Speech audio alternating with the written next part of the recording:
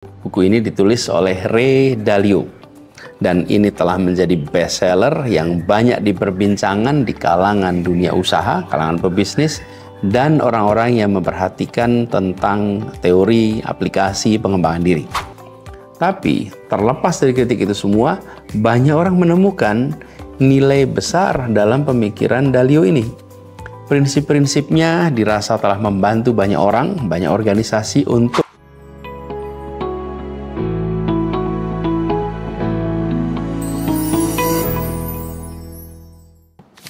Assalamualaikum warahmatullahi wabarakatuh. Selamat datang kembali di channel kita.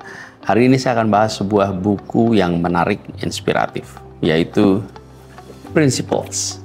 Buku ini ditulis oleh Ray Dalio dan ini telah menjadi bestseller yang banyak diperbincangkan di kalangan dunia usaha, kalangan pebisnis, dan orang-orang yang memperhatikan tentang teori aplikasi pengembangan diri. Seperti biasa, kita akan mulai dengan siapa penulisnya. Siapa ini Ray Dalio? Ray Dalio ini adalah seorang investor, seorang manajer hedge fund yang sangat sukses. Dia memulai dengan mendirikan sebuah fund namanya Bridgewater Associates tahun 75 yang kemudian berkembang hingga menjadi hedge fund terbesar di dunia. Nah, perjalanan Dalio ini dari seorang anak kelas menengah di Queens, New York, sampai hari menjadi salah satu orang terkaya di dunia ini luar biasa. Bukan hanya kesuksesannya yang membuat Dalio itu terkenal, tapi justru karena prinsip-prinsip yang ia terapkan dalam hidupnya dan dalam bisnisnya. Nah, konsep dasar dari buku Principles adalah bahwa kita semua memiliki prinsip-prinsip yang menuntun keputusan kita sehari-hari, baik disadari ataupun tidak. Nah, Dalio berpendapat bahwa dengan secara sadar mengembangkan dan menerapkan prinsip-prinsip yang baik, kita dapat mencapai kesuksesan yang lebih besar dalam hidup, di dalam pekerjaan, di dalam kegiatan keseharian. Dan dia membagi bukunya, ini dari pengalaman dia, menjadi 3 bagian utama. 1. Prinsip-prinsip kehidupan. 2. Prinsip-prinsip pekerjaan. Dan proses 5 langkah untuk mencapai yang kita inginkan. Salah satu argumen Dalio dalam buku ini adalah pentingnya yang disebut sebagai istilahnya radical truth dan radical transparansi. Dia meyakini, dia percaya bahwa dengan jujur menghadapi realitas dan terbuka terhadap kritik, kita dapat membuat keputusan yang lebih baik dan bisa terus-menerus berkembang. Dalio juga menekankan pentingnya berpikiran terbuka, pentingnya belajar dari kesalahan. Dia mengatakan bahwa kegagalan adalah bagian penting dari proses evolusi dan dari proses pertumbuhan. Dalio juga menekankan konsep idea meritokrasi, di mana ide terbaik itulah ide yang nanti akan menang. Terlepas dari siapa yang mengusulkan, tapi apa yang diusulkan. Ini mendorong lingkungan kerja yang lebih kolaboratif, lebih inovatif. Ia juga menekankan pentingnya memahami bahwa orang-orang memiliki kekuatan dan kelemahan yang berbeda-beda. Setiap kita memiliki kenyataan itu. Tetapi kuncinya adalah bagaimana memanfaatkan perbedaan kekuatan dan kelemahan itu agar menghasilkan tim yang lebih efektif. Buku ini memang banyak dipuji, tapi ada juga kritik. Beberapa merasa bahwa prinsip-prinsip Dalio ini kaku, sulit diterapkan di konteks di luar hedge fund. Ada juga yang berpendapat bahwa idenya seperti radical transparency mungkin tidak cocok untuk semua jenis organisasi.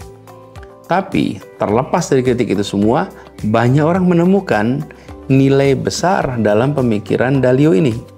Prinsip-prinsipnya dirasa telah membantu banyak orang, banyak organisasi untuk berpikir lebih jelas tentang apa yang jadi tujuan mereka, tentang bagaimana mencapainya.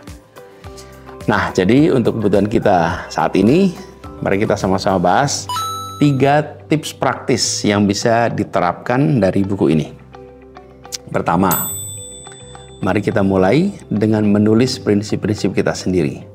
Dalio mendorong kita untuk mencatat keputusan-keputusan penting yang kita buat dan apa yang kita pelajari dari hasilnya.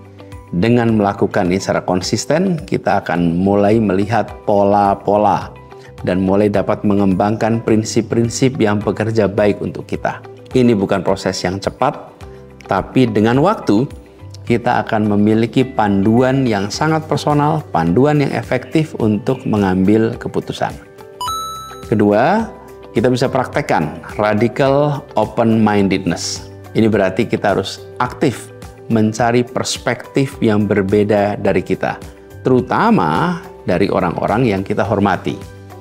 Dan ketika kita tidak setuju dengan seseorang, jangan langsung membantah, tapi cobalah bertanya, apa yang membuat Anda berpikir seperti itu? Dengan cara seperti itu, kita bisa belajar hal baru dan mungkin kita menemukan malah kelemahan-kelemahan, kekurangan-kekurangan dalam pikiran kita sendiri. Nah, yang ketiga, tipsnya adalah mari kita terapkan proses 5 langkah Dalio untuk mencapai tujuan kita. Apa 5 langkah itu? 1. Tetapkan tujuan yang jelas. 2. Identifikasi masalah yang menghalangi. 3. Lakukan analisa apa akar masalahnya. 4. Buat rencana untuk mengatasi masalah. Dan yang kelima, yang dikerjakan, laksanakan rencana tersebut. Nah, ini ketika kita mendengar, ketika dikatakan nampaknya sederhana. Tapi dengan menerapkannya secara konsisten, kita benar-benar bisa lebih fokus. Kita bisa lebih efektif dalam mencapai apa yang kita inginkan. Nah, jadi teman-teman sekalian, buku Principles ini memang bukan bacaan yang ringan. Tapi ide di dalamnya sangat berharga jika kita mau mempraktekannya. Dan ingat bahwa kita tidak perlu selalu setuju dengan apa yang dikatakan Dalio semuanya. Tapi yang penting kita terus berpikir kritis, kita terus belajar, kita terus mengembangkan prinsip-prinsip yang kita sendiri pegang dengan menggunakan panduan ini sebagai cara kita menemukannya. Dan di sini ada juga buku guidance-nya kalau kita mau mempraktekannya.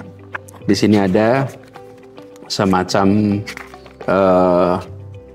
jurnal untuk kita melaksanakan apabila kita mau menjalankan. Jadi ini semacam pendukung dari buku Principles Dalio ini. Semoga pembahasan ini bermanfaat untuk kita semua. Jangan lupa like, subscribe, dan bagikan jika teman-teman merasa bermanfaat atas pembahasan buku ini. Terima kasih, sampai jumpa pada pembahasan berikutnya. Assalamualaikum warahmatullahi wabarakatuh.